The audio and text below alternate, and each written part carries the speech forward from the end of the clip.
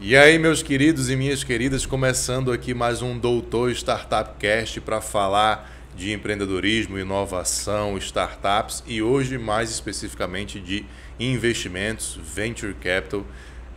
Estamos aqui hoje com o Rafael Moraes, também conhecido como Rafael Garan. Não sei se já aceitou esse apelido aí. Tá aceito, cara. Então eu sou igual a Xuxa e o Antônio Garotinho, já faz parte do meu sobrenome. Então pronto.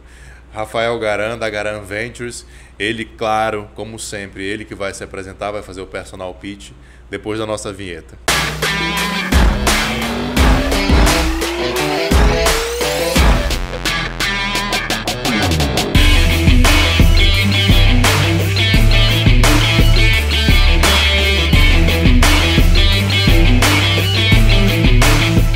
Pô, Rafael, obrigado, cara. Obrigado pelo convite. Obrigado você pelo convite, né? O convite foi seu. Obrigado pelo aceite. Segunda-feira de manhã, a gente está gravando segunda-feira de manhã, o Tic-Tac ainda não ligaram direito aqui. Obrigado por estar aqui com a gente, cara. Imagina, prazer.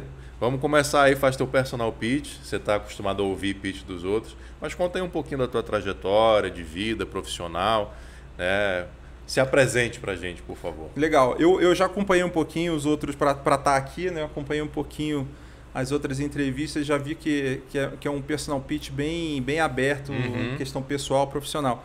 Cara, então, como eu estava te falando, eu me considero um carioca de Belo Horizonte. Eu nasci em Belo Horizonte. Minha mãe era do Rio, de Nilópolis, da Baixada Fluminense, mais especificamente. A família dela quase toda está lá até hoje.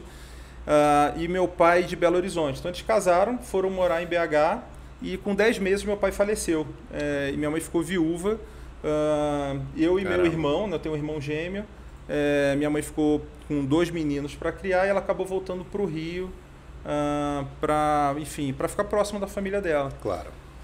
Então, nesse contexto, acabou que nós tivemos uma primeira infância em Nilópolis e no segundo momento a gente foi para Copacabana, né? Meu pai tinha deixado um apartamento em Copacabana e a gente foi para lá. E aí passei 30 anos no Rio, por isso que eu me considero carioca, né? Praticamente colégio, faculdade, pós-graduação, mestrado, foi tudo no Rio.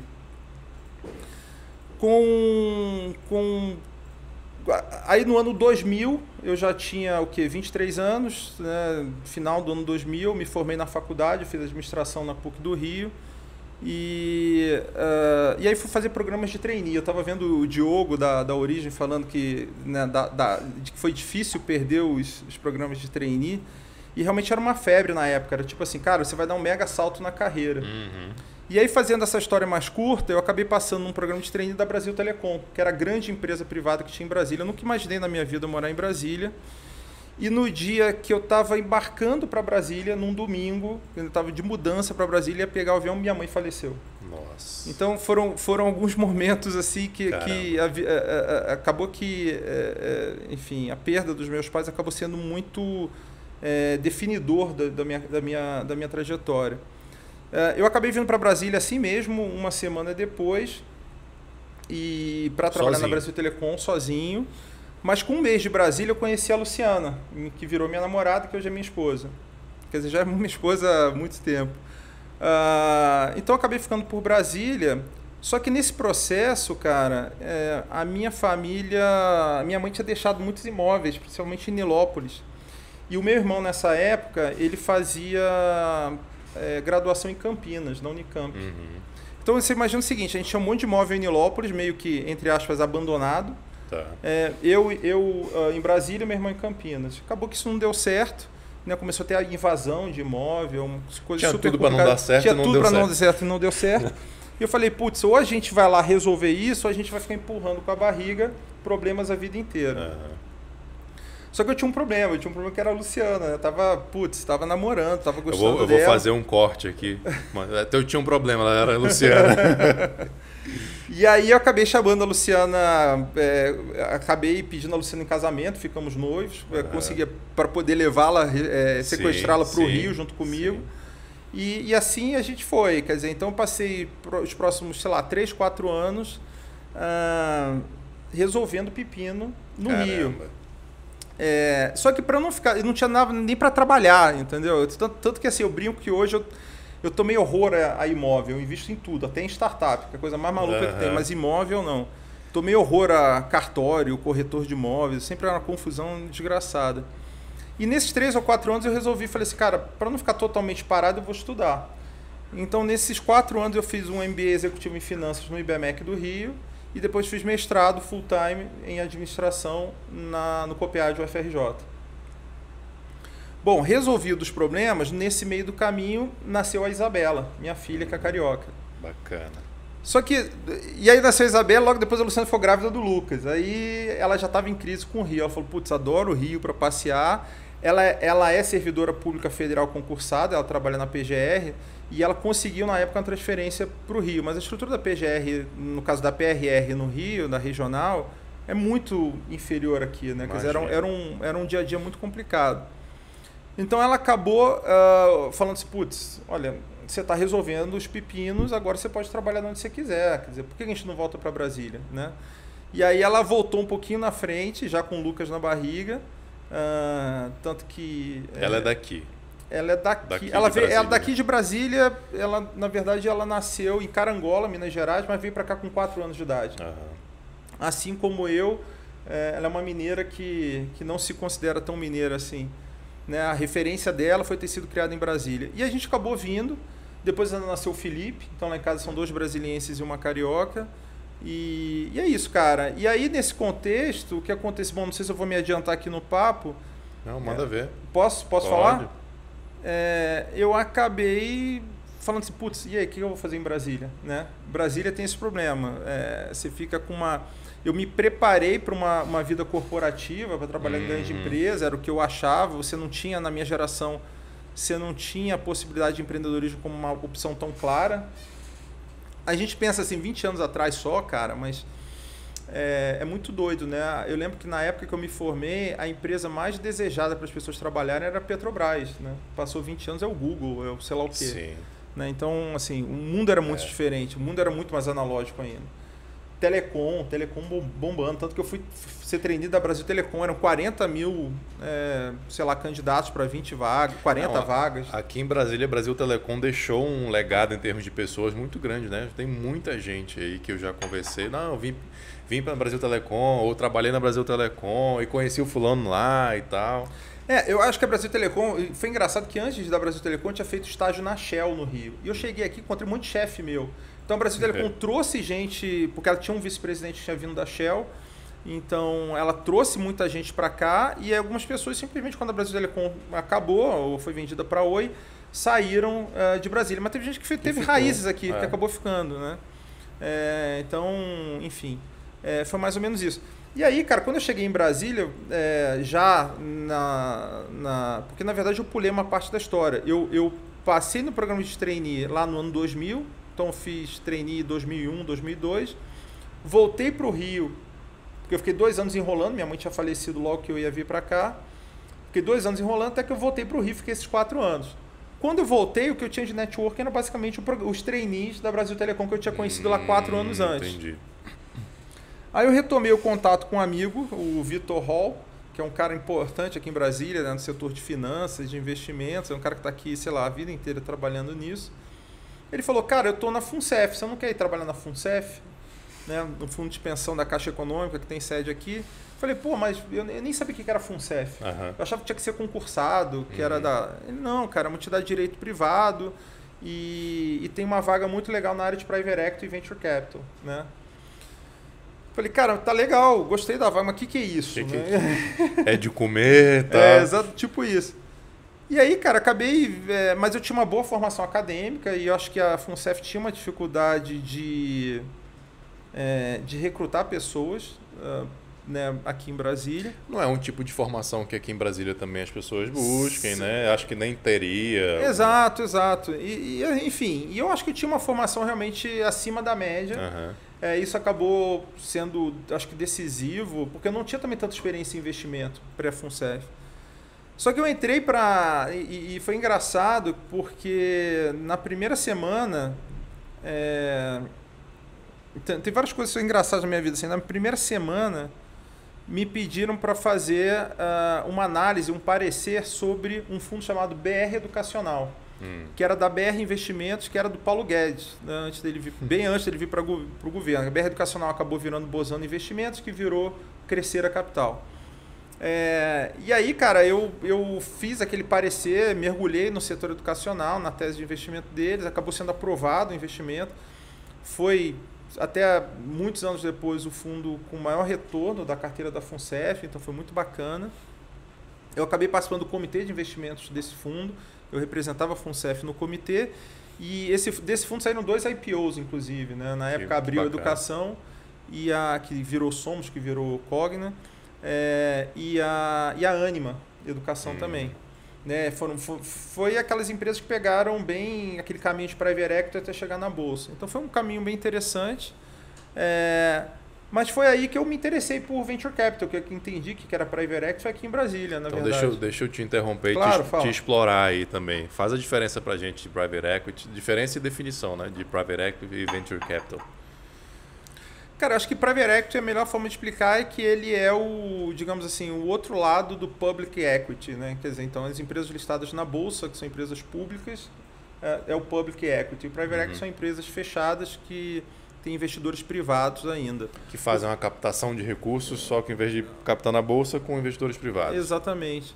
E o Venture Capital seria a mesma coisa do private equity, só que com cheques menores, com empresas de alto crescimento.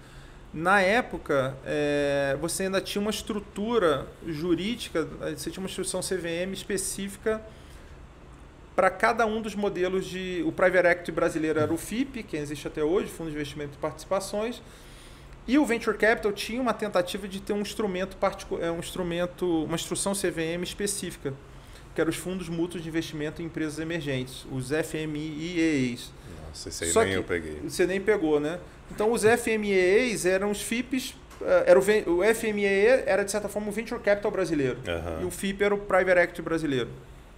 Mas a instituição acabou não pegando, o pessoal, ela tinha algum pouco bônus e muito ônus em relação à estrutura do FIP, e o FIP acabou englobando tudo, Private Equity e Venture Capital. Então, essa foi mais ou menos a história aí. E aí foi legal, cara, porque a participação na FUNCEF ela foi interessante porque, primeiro assim, a FUNCEF era, na época, o maior investidor em capital comprometido de Private Equity e Venture Capital do Brasil, até maior que o BNDES. Era uma época ainda de taxa de juros muito alta, então quem investia em Private Equity e Venture Capital eram investidores institucionais, né? BNDES, fundos de pensão de empresa pública. Então, Petros, FUNCEF, Previ, BNDES eram os grandes estrelas. E, por outro lado, os fundos que existiam na época não são os fundos que existem hoje, né? Era uma outra época mesmo. Os atores eram CRP, Investec, Jardim Botânico Investimentos, enfim, eram outras gestoras, porque hoje, quando você fala de Venture Capital, o pessoal pensa em quem? Em Monax, em Redpoint Ventures, em Astela. Isso não existia naquela época. Então, eu diria que eu peguei, de certa forma, o início aí da história do VC brasileiro. Né? Eu não vou dizer pré-história, porque a CRP lá de Porto Alegre, ela começou fazendo, para mim, acho que foi a grande...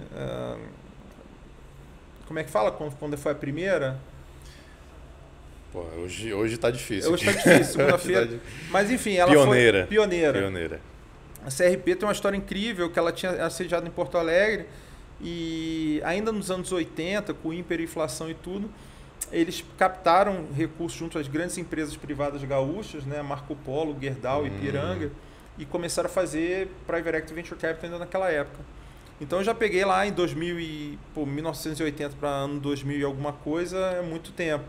Então a CRP foi muito pioneira. Mas ainda assim eu diria que, considerando o tanto que se desenvolveu a indústria de Venture Capital no Brasil, ainda assim eu peguei um início, bem início, digamos assim. Com certeza. Você contou a história aí, por exemplo, de Bozano, que para mim, conheço Bozano, mas achei que tinha nascido Bozano. Né? Não. A Bozano, na verdade,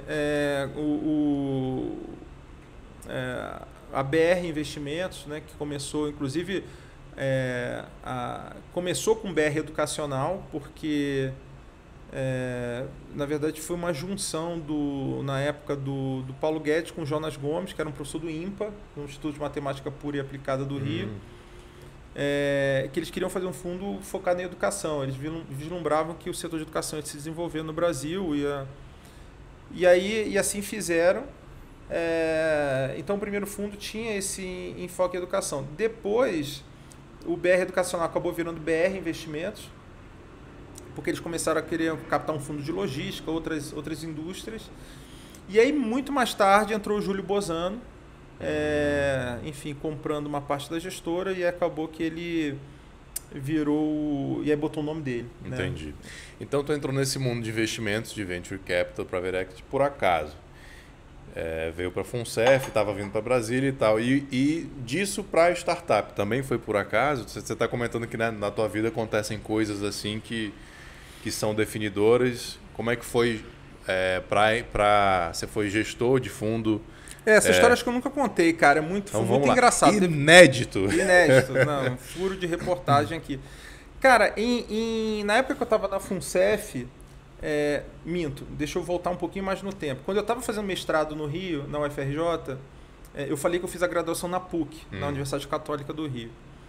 Quando eu estava fazendo mestrado no Rio, eu tive um primeiro contato com o Gavia Angels. O Gavia Angels era foi o primeiro grupo de investimento anjo do Brasil. Então eu fazia mestrado, eu não tinha nenhuma... Isso que ano, só para a gente situar, mais ou menos? Entre 2006 e 2008. Devia ser 2007. Foi logo antes de eu vir para Brasília. Tá. Na verdade, o que me fez sair do Gavia Angels foi que eu me mudei para Brasília. Eu vou contar essa história que é bem interessante e mostra um pouquinho da minha primeira frustração como anjo.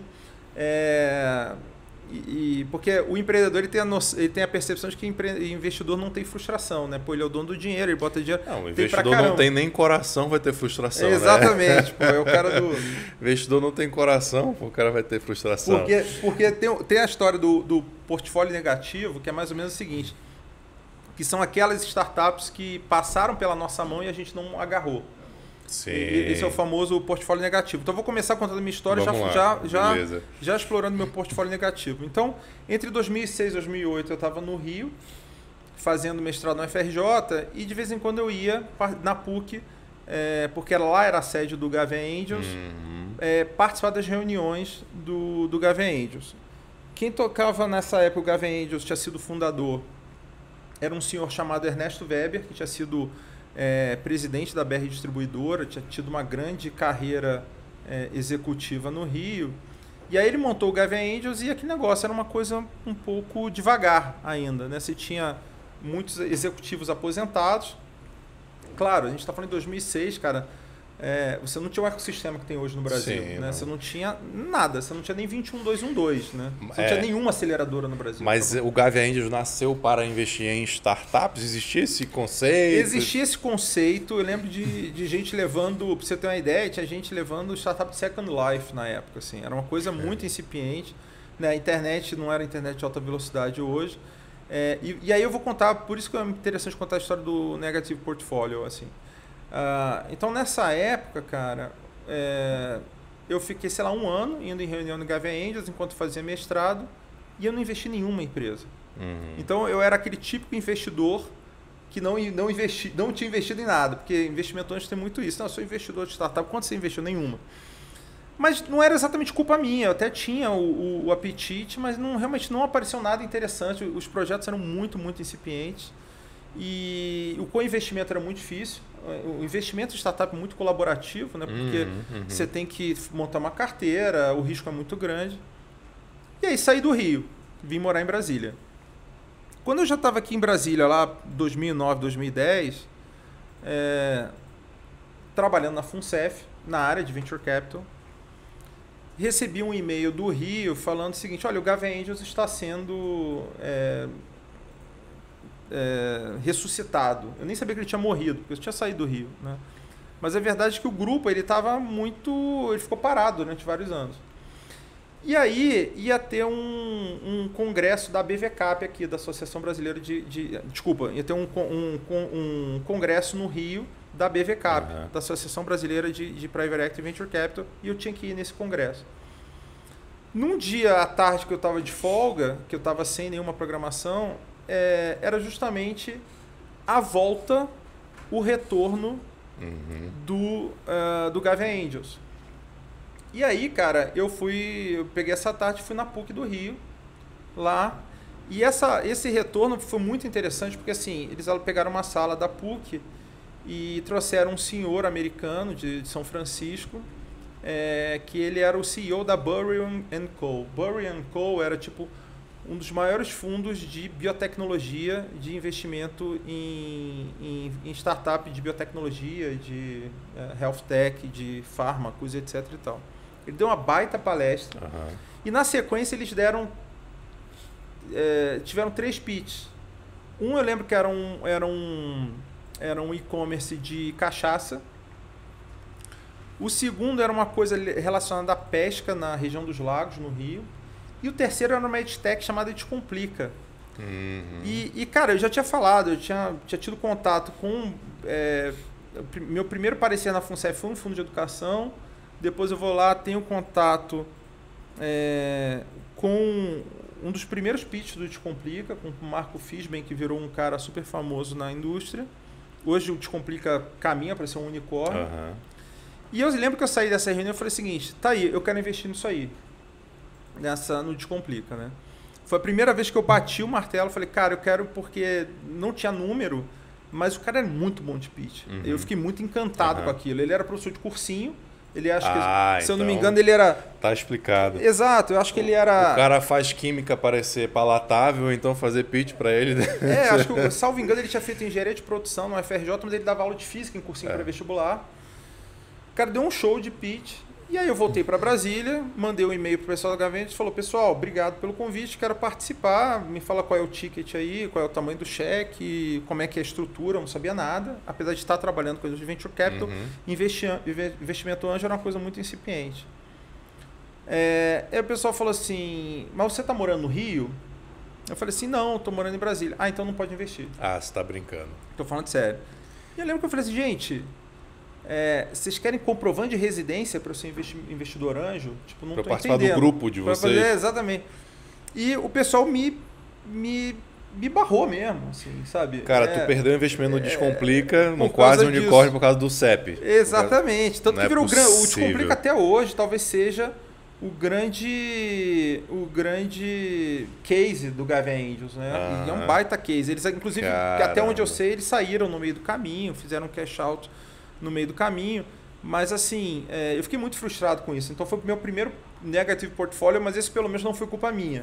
Não dá nem para dizer que foi FOMO, então, cara, você decidiu e tal. E não, eu decidi e o pessoal falou assim, cara, não vai investir, eles tinham uma coisa de que o Gavin Angels, assim, sendo muito bacana, eles tinham uma coisa do tipo seguinte, não, Venture Capital é um business local, nós somos um grupo de investidores cariocas que investem só em startups sediadas no Rio de Janeiro, não sei se era na cidade do Rio ou no estado do Rio.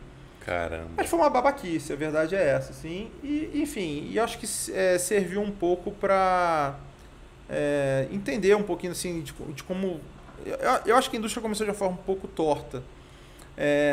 Mas era muito incipiente, não estou querendo defender, né? Mas assim, exato, muito incipiente ainda, né? E eu acho que assim, não foi uma decisão institucional do Gavin Angels, era um cara ou outro que falou assim, cara, né? Enfim, o cara acho que ele quis fazer uma proteção ali, falou, pô, isso aqui realmente é muito legal, vamos tentar limitar os cheques. Acho que muita gente se interessou, vamos sabe? filtrar. Vamos filtrar, exatamente. Então essa foi minha primeira, respondendo de uma forma longa, acho que esse foi meu primeiro contato foi minha primeira tentativa de fazer um investimento numa startup. Tá, deixa eu fazer uma interrupção aqui para dar algumas explicações aqui. A gente falou em negative portfólio, em FOMO, em cash out. Então, negative portfólio, nem eu conhecia essa, mas pelo que eu entendi, é um portfólio que passou na sua mão e você não investiu. Exatamente, por qualquer razão que seja, né? Geralmente o negative portfólio ele tá muito mais ligado a startups que eu olhei e falei, putz, cara, isso não vai dar em nada. E aí o negócio vira um negócio gigante. Mas eu estou incluindo aqui no conceito o caso do Descomplica, que não foi mas para mim não deixa de ser um portfólio negativo, que foi uma empresa que passou pela minha mão. Sim, sim. E eu não teve investi. A chance de investir. Né? Ainda que tenha sido impedido, não foi uma decisão minha. E aí está conectado também o conceito de FOMO, né, que é o Fear of Missing Out. que dizem que é o medo de todo investidor, que é ter uma oportunidade na mão e você perder aquela oportunidade. Essa história que você está contando. Está conectado. Está conectado. São dois conceitos conectados. É um conceito conectado com o negativo portfólio. E um outro que você falou é o cash out, né? Então o investidor investe naquela empresa, em algum momento ele quer esse retorno, quer realizar esse capital, quer a famosa saída. Então quando acontece esse investimento que o dinheiro não fica na empresa, vai para o bolso do investidor, o jargão é cash out, né? Ao contrário do cash in, que é o investimento que entra na empresa, o cash out vai para o bolso daquele investidor. Exato, ele vende as ações dele especificamente. Ele vende as ações dele, então ele entrou lá atrás, comprou a ação, essa ação valorizou, 2, 3, 5 rodadas para frente, ele faz o cash out, ele bota dinheiro no bolso, realizando ali o lucro dele. Exatamente esse conceito. Bacana. E então, esse foi o teu primeiro contato. Depois você foi para o Criatec. Então, cara, essa história é bem legal também. O que aconteceu? Pô, tem várias coisas aqui que eu acho que eu nunca contei assim para muita gente. Agora só tá contando só para mim. Tô contando só para você. Cara, então, aí eu estava na FUNCEF e eu comecei fundo de pensão é aquele negócio, é um lugar que você entra para fazer contatos, para aprender, mas não era um lugar que eu queria ficar o resto da minha vida. E ao mesmo tempo eu comecei a vislumbrar o seguinte, pô, o que eu vou fazer depois da FUNCEF, né? Porque eu tinha uma vida meio doida, eu morava em Brasília, mas eu tinha contato com os principais gestores de Private Equity e Venture Capital do Brasil. Inclusive eu participava de conselho de administração como membro titular de empresa grande. Caramba. Você estava num dos maiores, né? Exatamente. E eu falo assim, cara, eu tô em contato com as pessoas, tanto que eu passava a semana indo para Rio, São Paulo, vou Belo Horizonte, Porto Alegre, para participar de reunião de comitê de investimentos ou reunião de conselho de administração. E eu comecei a vislumbrar assim, cara, o que vai acontecer comigo, o que eu vou fazer da vida depois da FUNCEF. Mais uma coincidência engraçada, antes de me mudar do Rio para Brasília, eu tinha ido visitar a sede do Fundo Criatec, no Rio, do Fundo Criatec 1, que era na época era uma joint venture do Instituto de Inovação de Belo Horizonte com a Antera Gestão de Recursos, que era uma gestora do Rio que tinha sido criada para fazer o Criatec. Eles estavam literalmente, eu lembro que eu fui na sede deles na Praia de Botafogo, eles estavam literalmente colocando piso no chão do escritório. E aí o pessoal me recebeu super gentilmente. Falei, cara, gostei desse negócio aí. Um dia eu quero trabalhar nesse tal de Fundo Criatec. Quando eu fui para Brasília, vim para Brasília e fui trabalhar na FUNCEF, eu comecei a ter contato com a indústria de Venture Capital. E aí, cara, foi inevitável. Eu falei assim, putz, esse Criatec aí vai ter um Criatec 2, 3, 4. E como o Criatec ele tinha uma estrutura inédita de gestores regionais, e o Criatec 1 ele tinha dois gestores regionais no Nordeste, tinha Rio, São Paulo, Minas, região Sul e região Norte. Falei, putz, qual é a região que não foi atendida no primeiro Criatec? Região Centro-Oeste. Se tiver um Criatec 2, inevitavelmente vai ter uma região Centro-Oeste, que é um pouco do viés desenvolvimentista do BNDES. E aí eu pensei o seguinte, cara, se eu não for, se rolar isso, quem vai ser escolhido? Quem é a referência na região Centro-Oeste de Venture Capital? De Venture Capital não tem. Então eu falei assim, tive primeiro um insight assim de falar assim, putz, vou criar uma marca, vou fazer um site simplesinho, e aí eu criei a marca Garan Ventures, aí eu posso explicar um pouquinho de onde vem o Garan também. Vamos lá. E aí fiz um site, cara, e aí fui fazer meu primeiro investimento. A Garan no início éramos eu e meu irmão. Meu irmão, como eu disse, ele fez faculdade na Unicamp, acabou ficando por lá.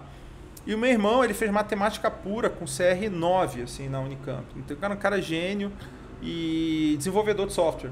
Putz, que combinação.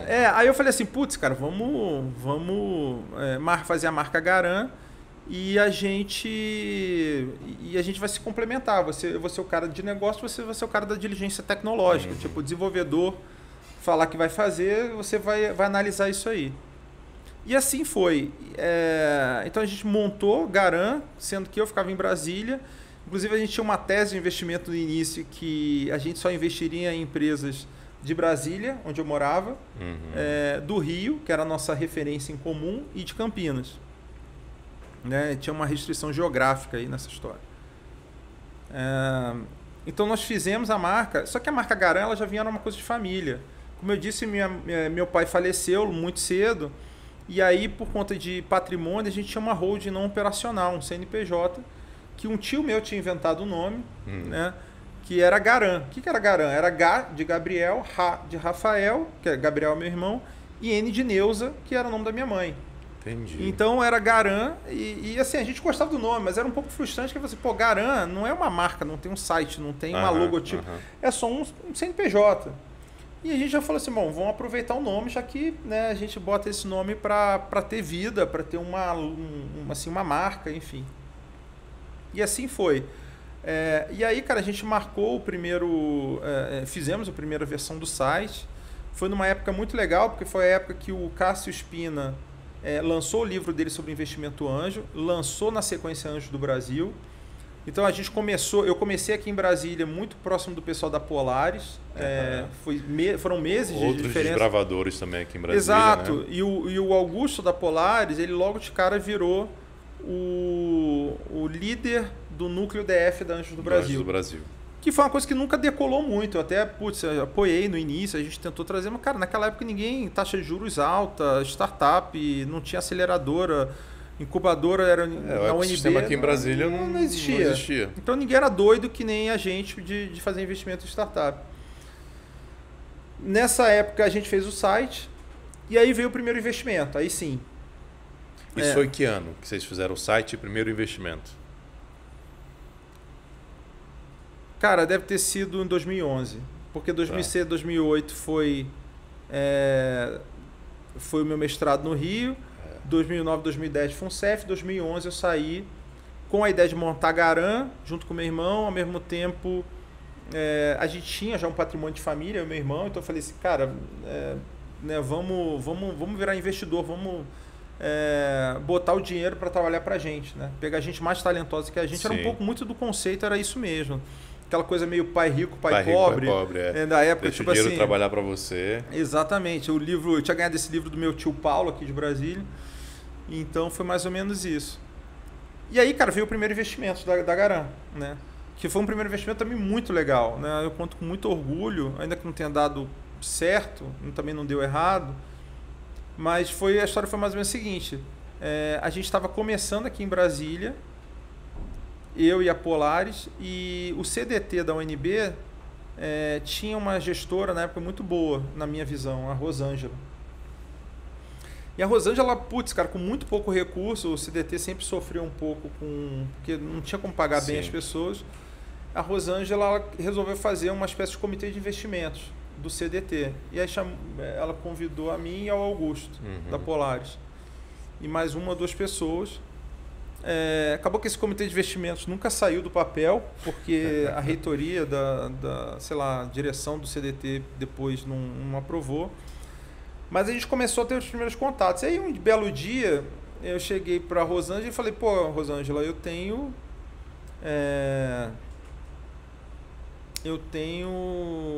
dinheiro para investir, eu quero investir em startup, mas assim, não sei onde procurar, né? Não tinha ecossistema. Ela falou assim, olha, você tem alguma dica aí de alguma empresa do CDT? Ela, olha, tem uns meninos que fazem games da Behold Studios, eles estavam incubados aqui no CDT, eles acabaram de sair, eles pediram para sair, mas eu acho eles muito bons. Eu falei, sério? Aí, legal. Aí fui no Google, aí você tem o contato deles? Não tenho. Cara, aí eu botei Behold Studios no Google e apareceu o nome do Saulo Camarote, que era o CEO, fundador da Behold. Aí tava um chat, tinha uma coisa assim, tinha o telefone dele, eu mandei uma mensagem e ele falou assim, olha, a gente saiu do CDT porque lá a gente ficava pagando aluguel e não tinha nenhuma grande vantagem, foi preenchendo um monte de formulário. A gente se mudou para o café da Livraria Cultura do Shopping Guatemi. É o nosso escritório agora. Nossa. A gente fica lá que é de graça. A gente fica lá de graça. Ocuparam o café da Livraria Cultura. Exatamente. Não, mas eram 4 caras só na época. Uma mesa, então. Uma mesa. Né? Super agradável, inclusive, o escritório deles. Eles deviam pedir um café por dia, pronto. É um aluguel barato, só para justificar a mesa. Aí o Saulo falou assim, aparece lá se você quiser conhecer a gente. Cara, eu apareci. Fui no café da Livraria Cultura. E eles tinham lançado uns 3 jogos com, sei lá, acho que tinha bombado, tinha tido 10 downloads, assim. E a indústria de games é muito complicada, né? Porque você cai se você não tem grana, você cai naquele mafuá de App Store, de Google Play, cara, pra você virar um sucesso muito difícil. Só que assim, meu irmão acabou topando, a gente colocou um cheque, a gente não tinha nenhuma referência de tamanho de cheque, a gente colocou um cheque de R$100 mil por 30% da empresa. Porque nessa época R$100 mil era uma grana. Era uma grana, né? E 30% da empresa também, tipo, a gente era... abocanhou. E aí, cara, os caras toparam, a gente alugou uma salinha na Asa Norte. E aí foi uma loucura, porque o jogo seguinte deles, assim, o jogo simplesmente explodiu. Né? A propriedade intelectual acabou sendo negociada com uma publicadora sueca. E aí ficaram 6 meses só naquela salinha, já foram para uma sala de 2 andares no CA, para quem não é de Brasília, é um setor aqui do Lago Norte, que é um bairro de Brasília. Já era uma casa de 2 andares, depois eles foram para uma casa com piscina, no Lago Norte também, e depois eles montaram a Indie Warehouse, que foi a primeira, sei lá, aceleradora. Era um galpão aqui em Brasília só para desenvolver games. Voltado para games, né? Exatamente. Games. Então foi um puta case, assim, super legal, porque eu investi nos caras que tinham faturamento literalmente zero. A gente colocou um cheque grande e rapidinho deu. Bom, mas aí para a história da Behold, para fazer ela curta, depois de um tempo eu optei por sair da Behold. Eu fiz o famoso buyback. Eu vendi de volta minha participação para eles, porque eu percebi que ainda que eu tivesse uma relação muito boa com eles, e tenho até hoje, eu percebi que eles não tinham muito a visão da saída. Eles eram muito o que a gente poderia chamar de lifestyle business, que não tem nada de errado. Mas eu, como investidor, quero que a empresa cresça para vender. Não faz sentido, exato. Né? Não faz sentido. Eu acho que eles tinham uma ambição muito mais artística do que propriamente empresarial. Deixa eu te fazer 2 perguntas, então, agora aqui, para a gente fazer o papel educacional aí para o público. Qual que é o problema do investidor, principalmente os primeiros investidores, pegar muito equity, né? E um pouco dessa lógica, por que não pode ser lifestyle business? Por que o business tem que ser exponencial para fazer sentido para o investidor? Eu acho que por que eu não invisto, primeiro assim, uma analogia, né? Por que eu não invisto num escritório de advocacia? Porque o escritório de advocacia, ou a empresa de consultoria, ela está muito ligado à propriedade, à capacidade intelectual daquele profissional especificamente, né?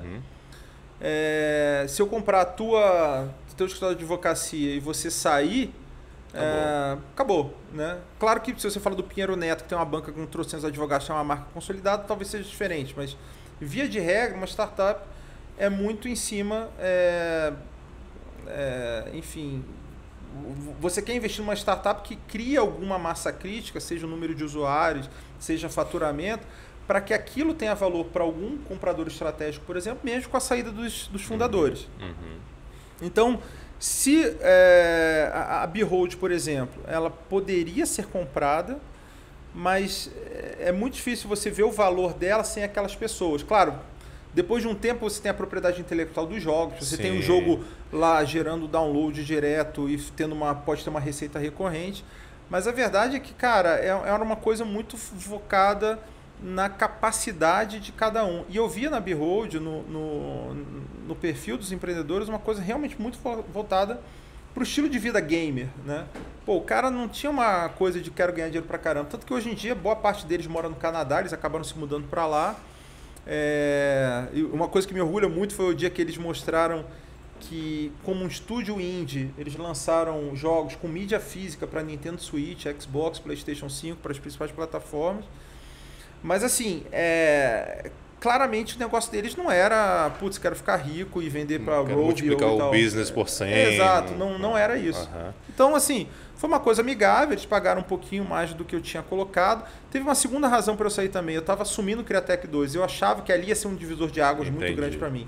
Então eu não queria ficar, entre aspas, perdendo tempo com a Behold. Eu queria focar no Criatec.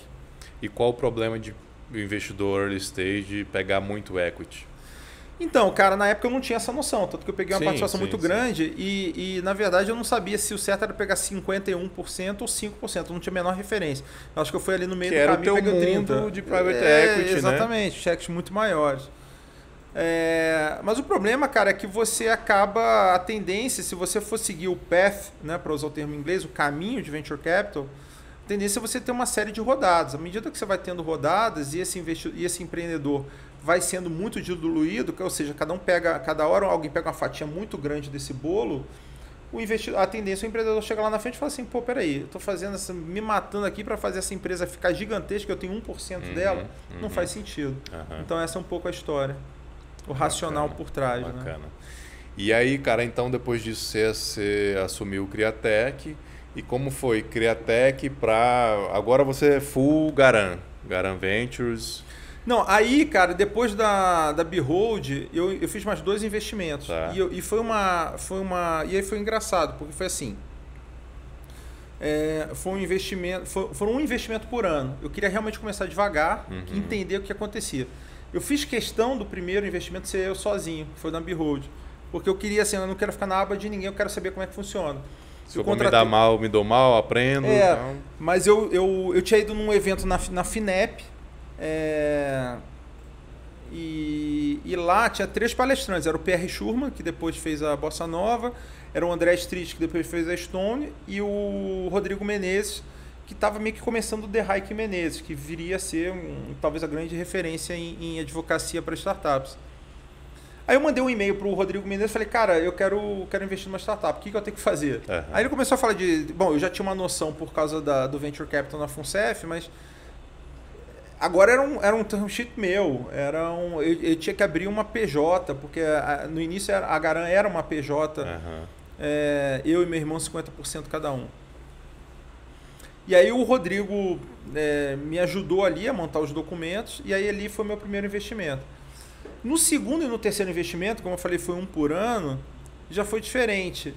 O meu segundo investimento, eu fui participar do Demo Day da 21212. Aí você já tinha 21212. Sim. De novo na PUC do Rio. Que foi não sei se foi a primeira, mas uma das primeiras aceleradoras. Foi a primeira aceleradora do Brasil. Né? Até então você só tinha incubadora. Ela tinha fez até que um buzz, né? Muito forte.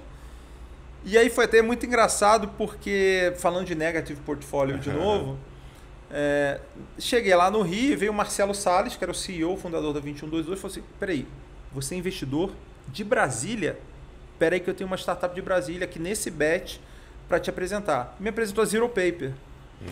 E aí eu conversei com os meninos da Zero Paper, cara, e falei assim, putz, cara, faturamento zero, RP, já tem conta azul, isso aí não vai dar em nada. Isso aí anos depois foram jogar na minha cara, tá vendo? Você não acreditou na gente, que o pessoal ficou ofendido. Mas assim, quem se ferrou fui eu, na verdade. Então você teve na mão Descomplica e Zero Paper. Só que o Zero Paper a culpa foi tua mesmo. A Zero Paper a culpa foi totalmente minha. E para piorar, eu resolvi... Piorar não, mas assim...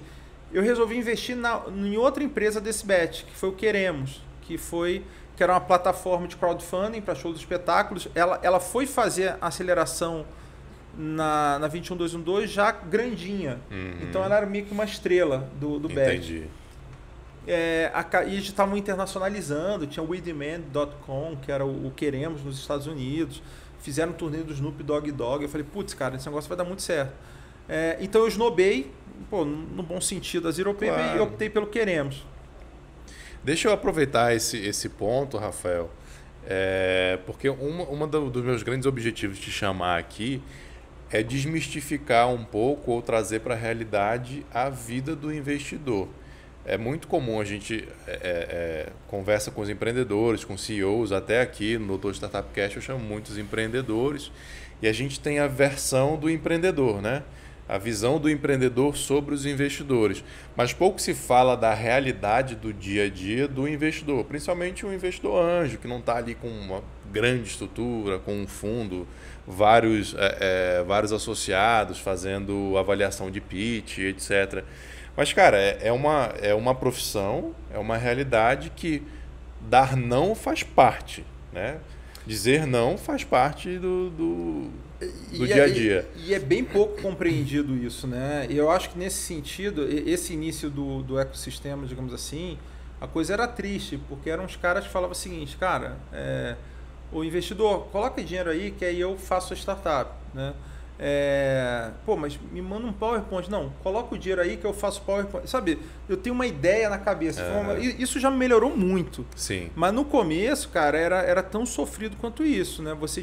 O cara tinha uma percepção de que você era tipo o Silvio Santos, né? Oi, quem quer dinheiro? Limitado. E na verdade, essa coisa do negative portfólio também, assim, ele está conectado ao seguinte, você não tem dinheiro para investir em todas as startups, você não tem bola de cristal, então você não sabe o que vai dar certo efetivamente, né? Esse é meu ponto, assim,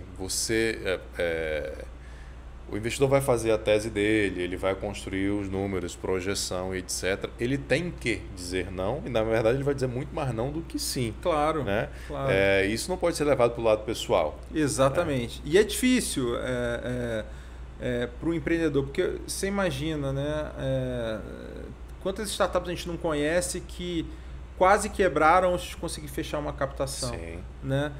Então o empreendedor ele passa momentos críticos assim do ponto de vista pessoal, psicológico, etc. A gente entende a frustração do cara. Né? Deve ser muito foda você estar com 10, 20, 30 pessoas no time.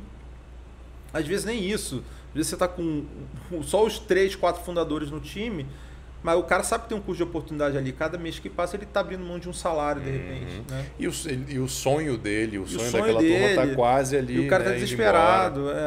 E então a gente entende a frustração, mas a verdade é essa, não dá para você investir em tudo. Né? Então, eu até gostaria de ter dinheiro para investir em todas as startups, que aí você estaria coberto, qualquer coisa que der certo vai funcionar.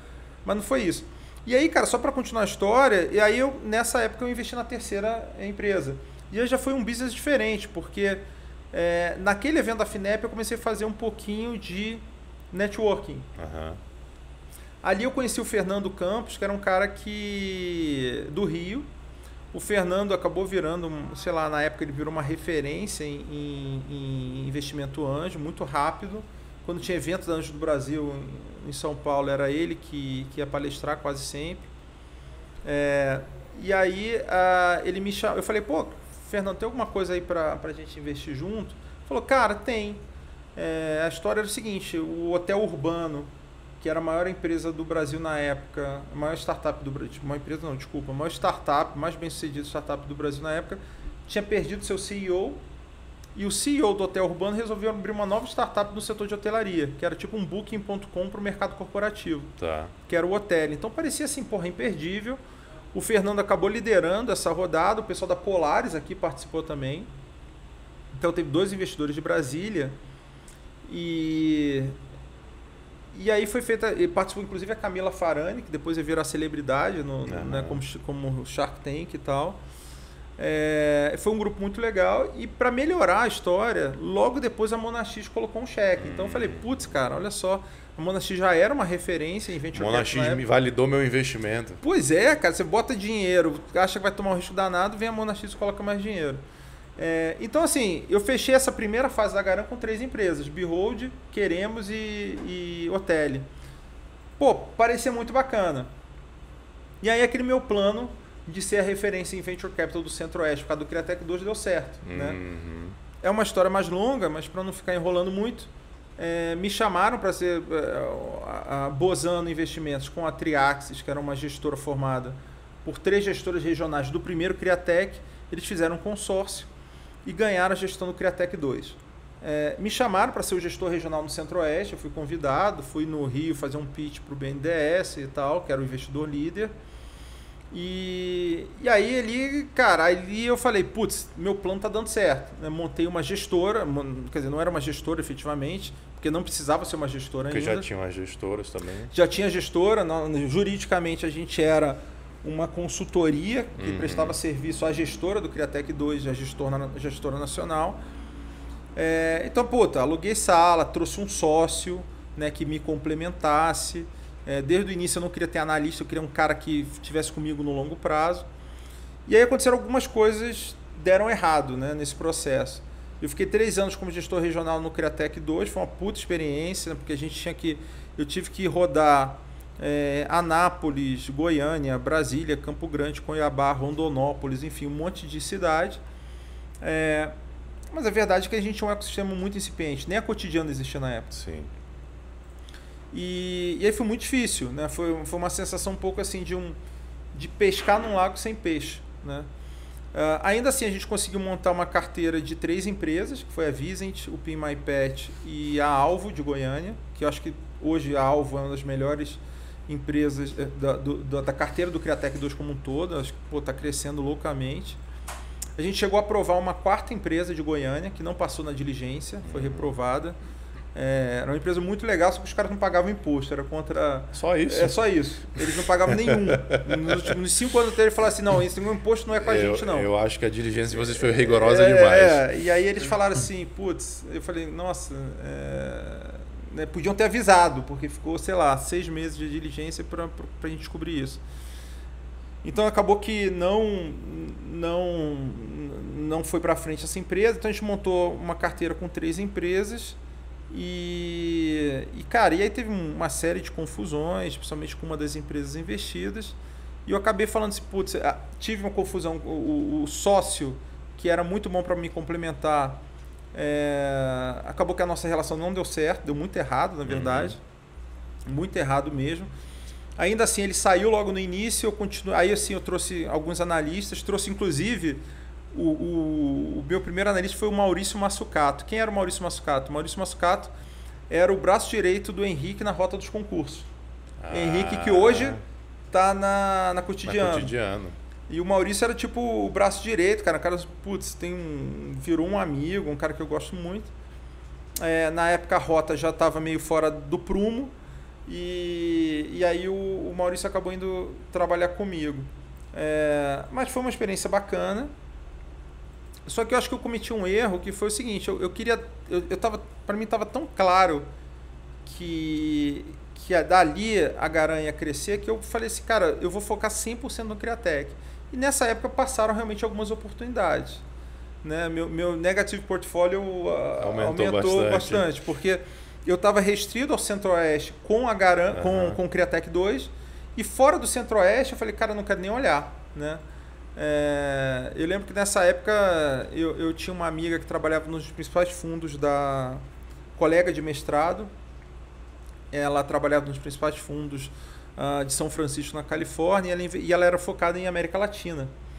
E eu perguntei assim, pô, me dá um bizu aí, fala uma empresa que você acha que vai bombar. Ela, tem uma empresa chamada Quinto Andar, acho que vai dar super certo. Eu falei, cara, não vou mexer com isso agora não. Tá brincando Sério, comigo. Cara. E foi tão doido. Mas porque eu nem cheguei na parte do fuck up ainda, tu já tá Não, mas ó, essa história foi tão legal que eu tenho esse e-mail guardado até hoje para provar para as pessoas, isso deve ter sido 2013. E ela me passou o contato do cara e o e-mail do cara era @gmail.com, não tinha nem Quinto Andar. Né? Então, assim, essa foi uma das que ficaram pelo caminho. Tá, mas, peraí, assim, só para não me perder. Tá. Descomplica, Zero Paper e Quinto Andar. É uma bela carteira, né? Então quando eu comecei a ficar muito triste com isso, eu vi o Edson Rigonati, talvez seja uma das maiores referências de Venture Capital no Brasil.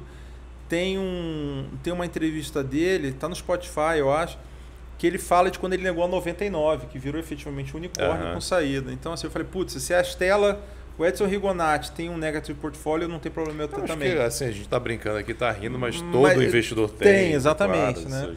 Você não tem como descobrir. Mas, enfim, aí, cara, depois de 3 anos no Criatec, eu falei, putz, cara, não cansei, né? Tiveram algumas confusões, assim, chatas. Eu falei, putz, não... Tô dando murro em ponta de faca, acho que foi bacana, foi legal, mas eu sentia falta também de uma certa autonomia, de falar assim, putz, cara, eu quero investir nessa empresa e não nessa, né? Na época do Criatec, por exemplo, eu perdi a Configure, que acabou sendo investida pela Cedro, junto com a Cotidiano. E eu achava que de alguma forma ele estava muito ligado a uma certa falta de autonomia minha, né? De não conseguir negociar os termos que eu acreditava e tal. Eu acabei entregando a gestão do Criatec 2 e falei assim, cara, agora, depois dessas 3 empresas investidas, depois da história do Criatec, com o ecossistema mudando, agora eu vou pisar no acelerador. Sim, agora você já tinha casca, já tinha experiência, conhecimento. E aí, nessa época, o meu irmão já tinha saído, então deixou de fazer sentido eu ter uma PJ que seria só uma casca, porque a PJ seria eu de sócio. Falei, cara, eu vou fazer até por uma questão tributária, eu vou fazer investimento da pessoa física mesmo e foda-se. Assim, tipo, a ideia foi essa, vai ser o meu CPF, eu vou manter a marca Garan. Sim. Mas a Garan, no fim das contas, ia ser tipo Batman e Bruce Wayne, né? Somos a mesma pessoa com nomes diferentes. E assim foi, cara. E aí entra uma nova fase. E foi engraçado que foi uma época de eu ir atrás. Eu não comecei a olhar startup nova, eu comecei a olhar o que tinha me deixado para trás de frustração. Infelizmente não entrou o quinto andar, mas eu comecei a investir, por exemplo, na Estuda.com, que é a minha startup assim, mais querida até hoje, que é uma startup de Cuiabá. Pô, as outras vão ficar com ciúme, né? Elas sempre ficam, mas eu falo assim mesmo. Né, o Carlos e o Vitor, enfim, são amigos, são irmãos hoje em dia. Eu fiz o meu maior cheque até hoje, né, na pessoa física, e felizmente deu bastante certo. Inclusive eu fui o único investidor. Bacana. E a gente fez uma saída parcial para a FTD do Grupo Marista, que é uma empresa com investimento bilionário, com faturamento, né, casa de bilhão. E estou lá até hoje, fiz um processo em que eles estão no conselho, a diretoria da FTD está no conselho de administração junto comigo, da Estuda.com, que está crescendo. Né? Bacana. E aí fiz mais 2 investimentos nessa época, que foi a Descubra o Mundo, que era um e-commerce de Campinas. Na verdade era um marketplace para venda de cursos de idioma no exterior, do Bruno. Cara, eu tinha conhecido o Bruno, só que ele era tipo um solo founder, porque era ele e o irmão estava fazendo Ciências Sem Fronteiras nos Estados Unidos. Então era só o Bruno, na época eu não quis investir porque ele era solo founder. Acabou que a Descubra o Mundo foi investida pelo Harvard Business Angels, passaram-se alguns anos, falei, pô Bruno, acho que eu vou investir agora. E o Bruno, acabou que a Descubra o Mundo se fez saída ano passado para a Quero Educação de São José dos Campos, que é uma das maiores edtechs do Brasil. Foi tua primeira saída essa? A primeira, teoricamente, foi a Behold, com buyback. Depois teve a Numenu, que foi que foi uma startup que eu fiquei pouquinho tempo. Mas nessa época foi Descubra o Mundo, Estuda.com, e acho que mais ou menos nessa época veio Configure, Ribbon, que é do portfólio ambas são da carteira da Cotidiano. Sim. Também, que você faz parte. E aí foi, cara. E aí eu comecei a fazer um fluxo de investir em 2, 3. Teve um ano que eu cheguei a investir 4 empresas num ano, né? Então eu pisei muito no acelerador. Então, para adiantar, e depois a gente pode voltar, acabou que hoje eu estou com 15 investidas. Eu tinha um plano de pós-Criatec, né? Pós-Criatec eu fiquei com aquelas minhas 3 do início. Meu plano era investir mais 7, eu acabei investindo mais, sei lá, 3 menos que 12. Enfim, então eu extrapolei aí a meta de 10 investidas, cheguei a 15. E essa meta tinha uma razão de ser, quer dizer, era o que eu considerava que era o razoável para eu não extrapolar a parcela do meu patrimônio focada em startups. Eu tinha uma trava de segurança. Sim. Que foi rompida. A verdade é essa. Eu exagerei cara, mas assim... Tomou gosto no negócio, né? E vicia realmente. Claro. Você vai conhecendo... O ecossistema melhorou muito. Sim. Você começou a ter mais gente para co-investir. Você começou a ter mais fundos para fazer da próxima rodada do ciclo de financiamento. Os empreendedores melhoraram, a informação empreendedores melhoraram, né? Exatamente, tudo melhorou tudo muito. Melhorou. Então ficou meio impossível você parar de investir. Então pronto, foi isso, cara. Eu chego hoje a 15 investidas, possivelmente a 16, junto com a Photoplock, que eu estou coliderando o crowdfunding com a Cotidiano e com o Renato Santos. Eu sou fãzaço da Photoplock. A Camila é incrível, né? Aliás, a Camila era para estar aqui, e só porque a filha nasceu ela não veio, não entendi. Mas eu fico orgulhoso de ser reserva da Camila, cara. Eu fico orgulhoso. A Camila é incrível. Ela é incrível. Então, assim, eu imagino hoje, dando também uma notícia que poucas pessoas sabem, eu acho que eu vou parar por aqui. Não faça isso. É verdade. A minha ideia, como eu falei, eram 10 investidas, chegamos a 15, provavelmente 16, e, cara, o dinheiro acabou, né? Então, muito provavelmente, depois desse podcast, ou eu vou ter que fazer alguma outra coisa da vida, e eu tenho caminhado um pouco nesse sentido, porque, assim, cara, eu acho que... Bom, enfim, tô me alongando aqui, mas eu acho que, assim, a Garan, pelo menos a Garan como é hoje, né, essa coisa Batman Bruce Wayne, eu acho que ela se esgotou, ela chegou num limite que que a minha vida está pedindo uma nova atividade. Entendi. Que pode estar muito ligado, pode ser até a própria Garan com uma nova configuração, trazendo novas pessoas, não sei. Ou pode ser algo completamente diferente. Entendi. Pode ser que... Foi você que falou que abriu uma cafeteria no papo com o Diogo? Foi. Então, pode ser que eu abra uma cafeteria e, tipo... Aliás, a Cotidiano veio de uma livraria, parece. Enfim, deve ser uma coisa assim. A família do Samuca tem uma livraria que chama Cotidiano. O nome veio de lá, Exatamente. Então, Não, abre uma cafeteria, mas temática, aí a gente vai gravar os podcasts lá, a gente vai fazer os fuck up lá, entendeu? Aí vira legal. um a gente ponto... podia fazer tipo um startup café, né? Isso, tipo Hard Rock Café com memorabilia de rock, a gente faz um startup café, exatamente. NFT e tal. O e-mail que me mandaram do Quinto Andar, eu não quis investir, faz umas coisas assim. Cara, pronto. Porque agora já tem, a gente tá brincando aqui, mas agora já tem ecossistema para isso, para ter essa galera para conversar, para trocar história e etc. Cara, a gente tá brincando, mas essa ideia, esse brainstorming é bom, né? Você não tem um startup café. Porque tinha uma época eu só quero 10% de royalty, o resto... Pois é, mas eu acho que a tua ideia foi boa mesmo, eu pago tranquilamente. Mas, pode pagar em café, não tem problema não. Café tá ótimo. Vamos desenvolver essa ideia aí, quem sabe é a próxima etapa. Vamos nessa. Rafael, agora vamos para a parte que eu começo a ser um pouco mais cara de pau e abusado, assim, vou te explorar um pouco para mim e para a nossa audiência. Fazer algumas perguntas mais diretas assim do teu conhecimento, essa tua experiência toda, para que a gente possa, né, fazer esse papel aí educativo para o ecossistema.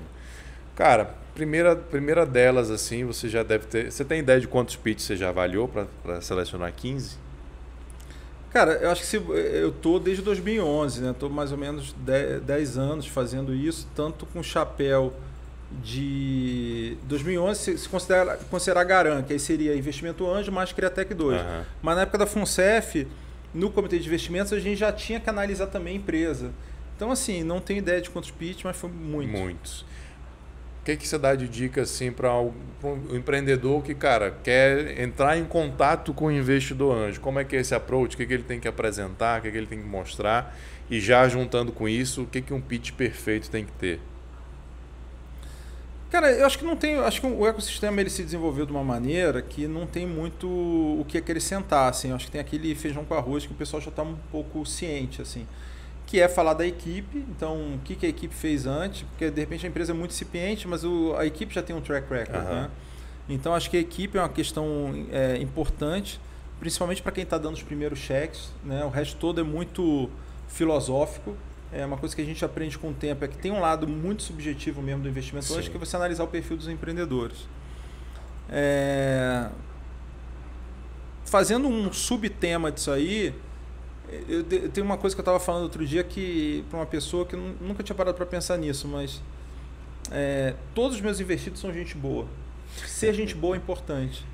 Eu já deixei de investir em startup muito bacana porque o empreendedor de alguma maneira se mostrou arrogante ou agressivo. O que para mim ficou muito claro é o seguinte: se o cara está precisando do meu dinheiro e já está dessa maneira, imagina quando ele já tiver com o meu dinheiro no bolso. Né? Ele não vai me atender ou vai me atender de forma... Eu acho que aquela analogia que o pessoal usa de que é um casamento, acho que funciona bem. Né? Você vai ter que ter uma liga de relacionamento ali. Exato. Então, mesmo eu não tinha tido nenhum write-off até a pandemia. De certa forma, tive o primeiro. Mas mesmo esses empreendedores, cara, tem uma relação muito boa. Então, é importante que sejam pessoas bacanas, maduras, e uma pessoa que você se sinta à vontade para mandar mensagem no WhatsApp, te responder. Isso independente do cara ter tido uma trajetória incrível. Então, a primeira coisa é a equipe, apresentar bem e apresentar de uma forma que o cara não soe arrogante ou babaca, né? Aí tem toda aquela parte de tecnologia, produto, que não pode faltar, tamanho do mercado, que também não adianta fazer uma startup de nicho, que não vai ter escalabilidade.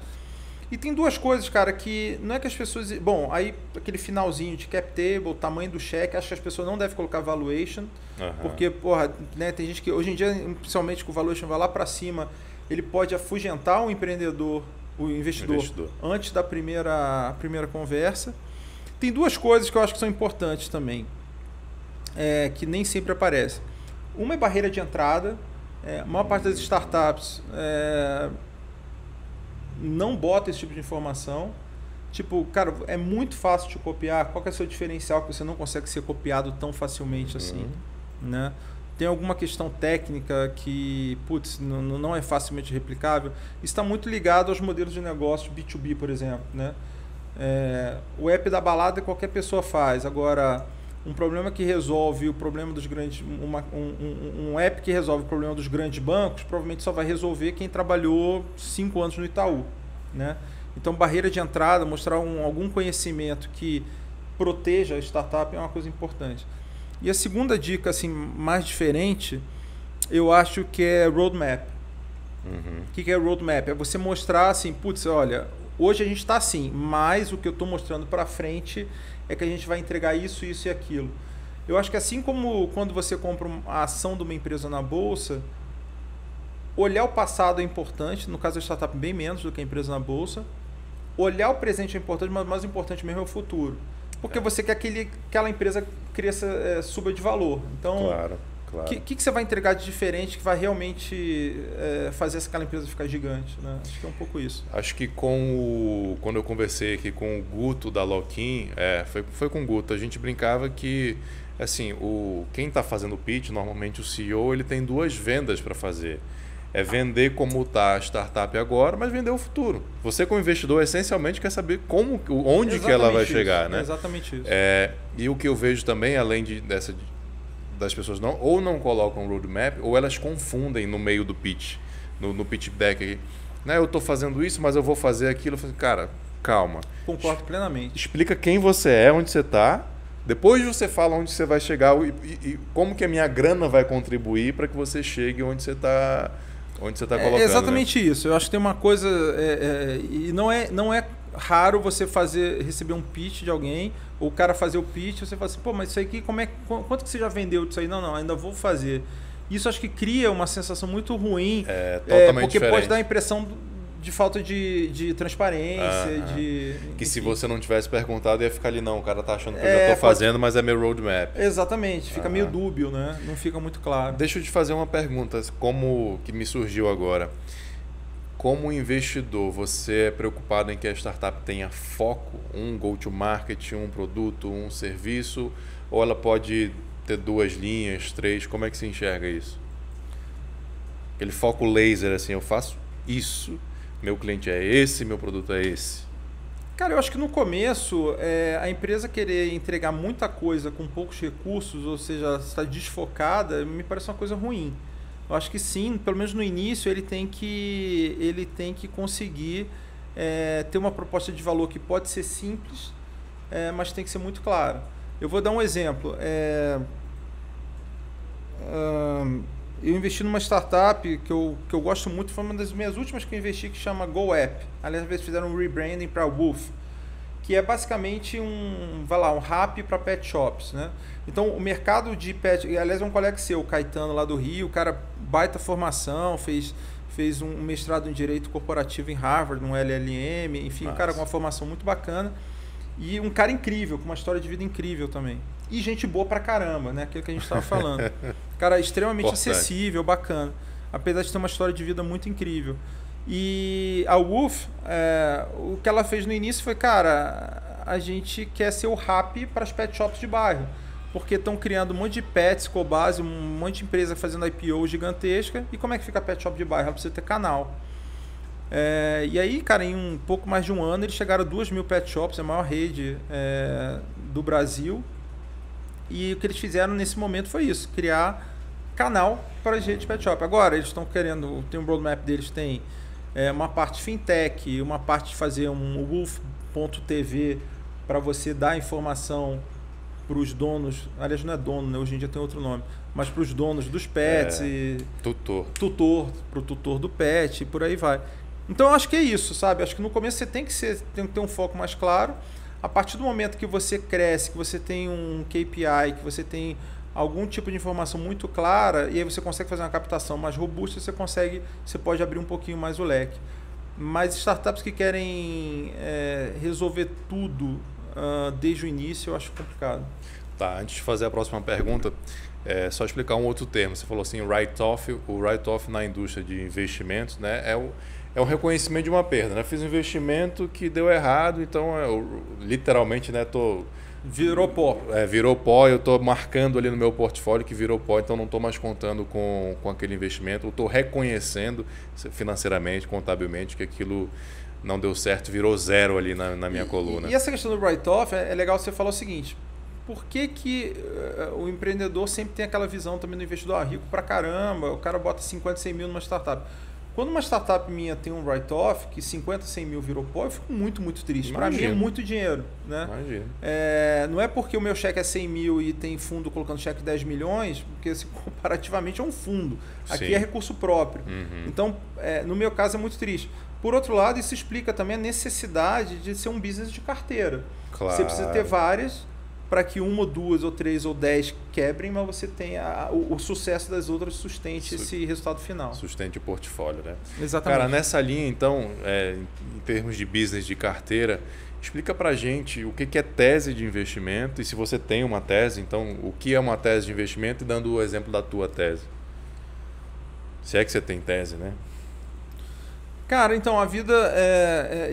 essa pergunta é uma pergunta que já me fizeram, acho que as pessoas ficam um pouco desapontadas com a resposta, porque a minha tese é não ter tese, e as pessoas querem uma tese redondinha e tal. E eu vou explicar por que eu não tenho tese. Primeiro, a experiência do Criatec me fez ver o seguinte, eu trabalhava com um cheque bacana, era um cheque de 2,5 milhões por empresa, podia chegar a 6 milhões, mas numa tese geográfica restrita, uma geografia restrita. Putz, você já tem que tomar muito, você já tem, né, que escolher startup, que é uma coisa com uma série de incertezas. Você ainda vai ficar restrito a uma região, você ainda vai ficar restrito a um setor, só invisto em EdTech, só invisto em FinTech, só vou investir em EdTech de Minas Gerais. Pô, e se aparecer uma FinTech em Manaus maravilhosa, você não vai investir? Então, eu acho que você tem que ser agnóstico, e boa parte dos melhores fundos do Brasil são agnósticos, quer dizer, eles estão abertos a investir em qualquer setor, qualquer geografia. Então, a minha tese, nesse sentido, é um pouco não ter tese. Uma outra lição da minha vida, um dos motivos de eu não ter investido no Quinto Andar, eu não falei isso na época, mas era uma sinalização de que era um valuation na época muito absurdo. Hoje em dia nem é tanto, porque o ecossistema mudou tanto. Mas o cara tinha feito essas que eu chamo de startups estrelas, né? O cara que trabalhou 10 anos no BTG Pactual, o cara que fez MBA em Stanford está abrindo uma startup. O mercado ele fez com que inflacionasse muito o valuation dessas empresas. Só que eu percebi que numa carteira equilibrada é bom você ter startups normais, com valuations normais, mas você também ter uma parcela de startups estrelas. Aquela que, você só vai ganhar dinheiro de verdade se ela virar um unicórnio, mas a chance dela virar um unicórnio é considerável, né?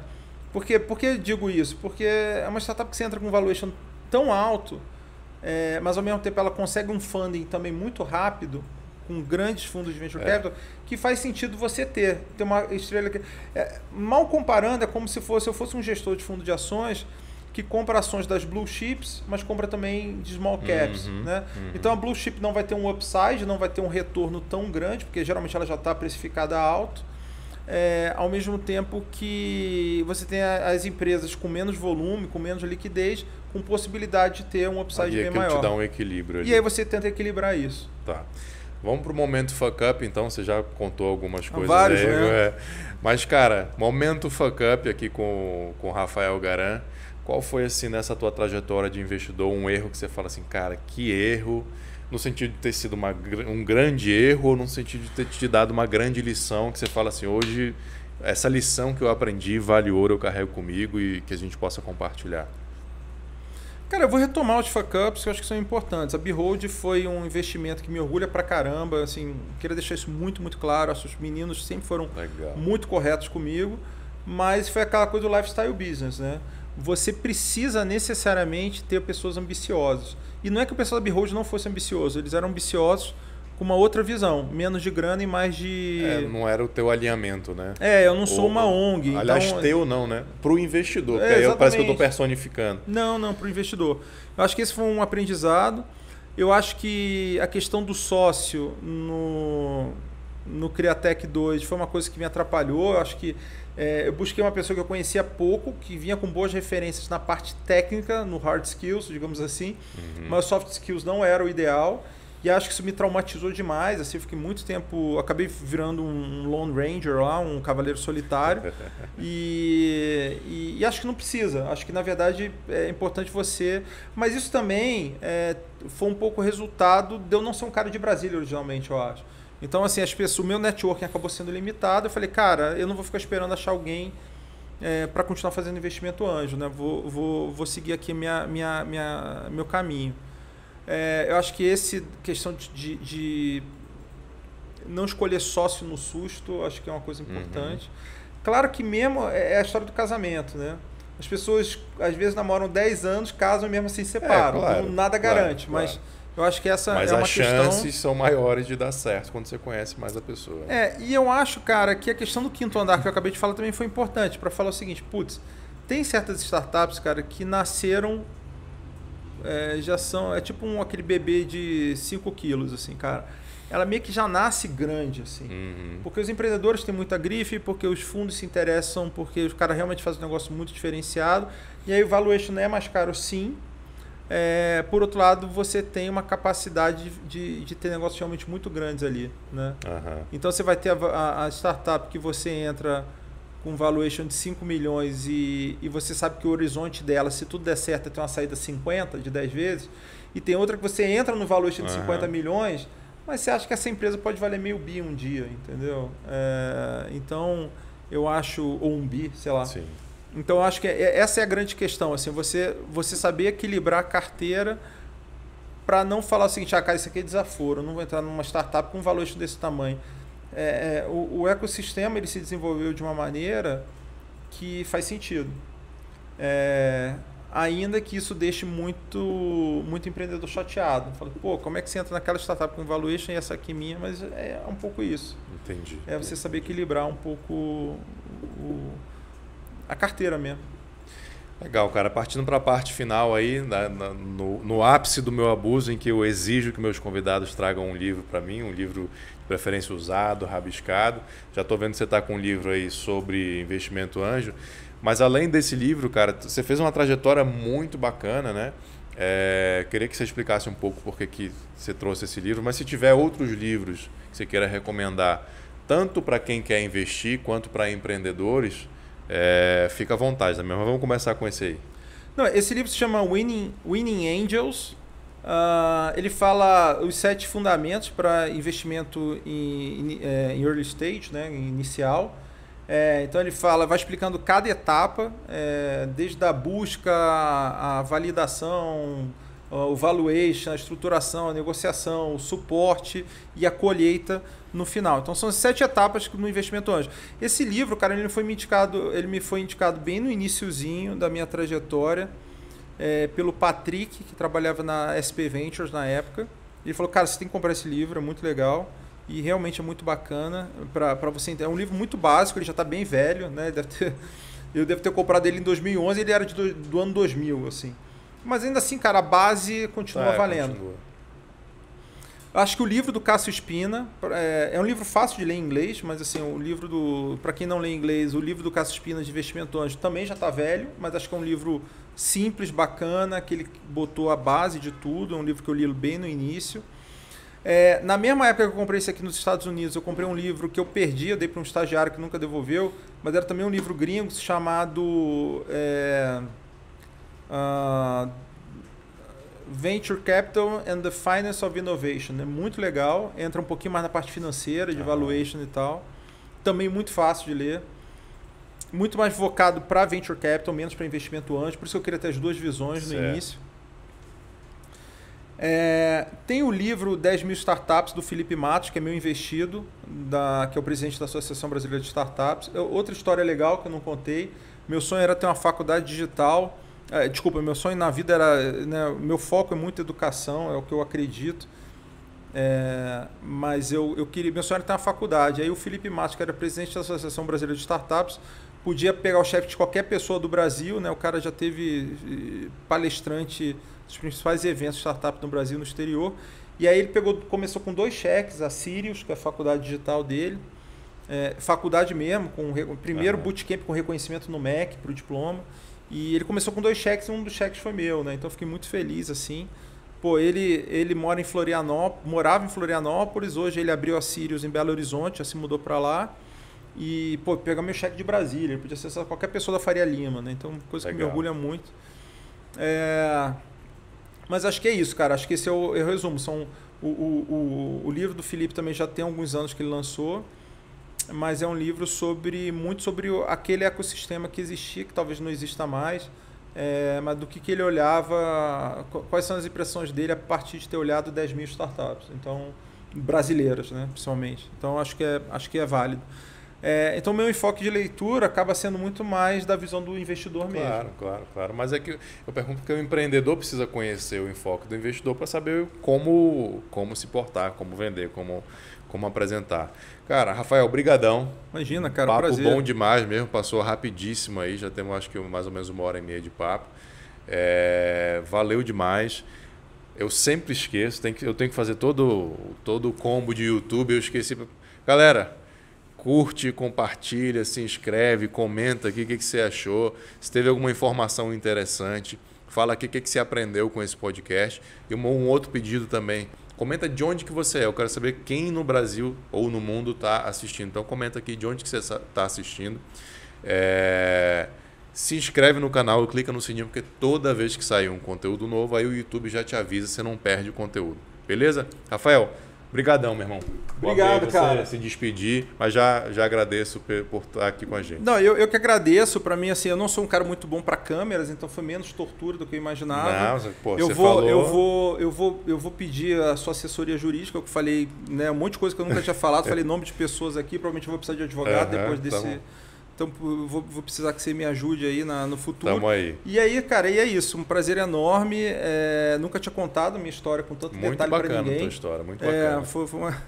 Foi uma experiência realmente diferente. Brigadaço pelo convite. Valeu, E a todo mundo que trabalhou na técnica aqui. A turma da Facilite Contabilidade que ajuda a gente aí, que faz isso tudo acontecer. Brigadão, gente. Valeu. Falou, abraço.